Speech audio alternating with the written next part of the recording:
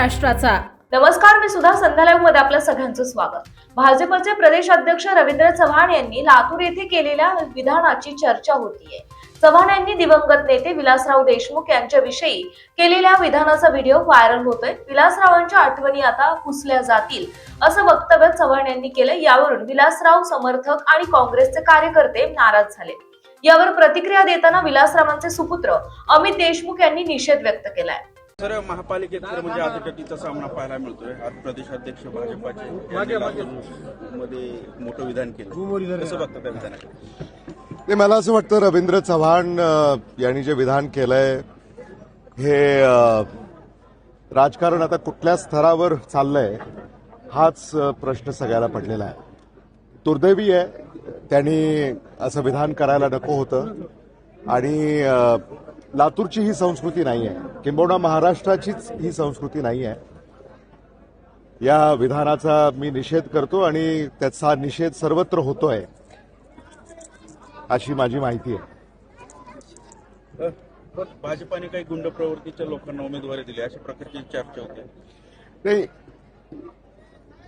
भारतीय जनता पक्षानं महाराष्ट्रामध्येच आम्ही ऐकतोय, पाहतोय, वाचतोय की ज्या प्रकारे या निवडणुकीला ते सामोरं जात आहेत, त्यांचे उमेदवार हे बिनविरोध निवडून येत आहेत। ज्यांचे अर्ज मागे घेण्यात आले त्यांनी असं सांगितलं की आम्हाला धमकावण्यात आलं। सोलापूरमध्ये तर एकाने असं सांगितलं की आमच्या उमेदवाराचा खून करण्यात आला। म्हणजे महाराष्ट्राला अशा राजकारणाची ओळख यापूर्वी कधीच नव्हती। आता महाराष्ट्राची ही नवी ओळख राजकारणाची भारतीय जनता पक्ष करू पाहतंय का, हा मुद्दा आता चर्चेला आलेला आहे।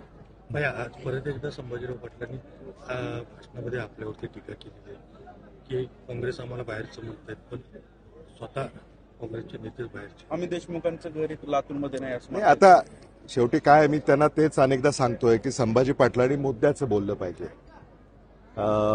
जे मुद्देच निवडणुकीचे नाही आहेत त्या मुद्द्यांना ते का स्पर्श करतायत आणि म्हणजे त्यांचा, माझा आणि मतदारांचा वेळ का वाया घालवत आहेत ते?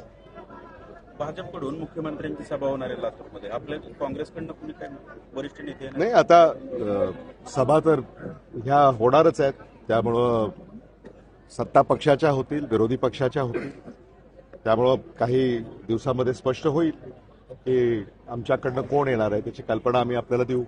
ताज्या आणि महत्त्वपूर्ण बातम्या पाहण्यासाठी आजच आमच्या संध्या लाईव्ह न्यूज चॅनलला YouTubeवर सबस्क्राईब करा आणि बेल आयकॉन प्रेस करा।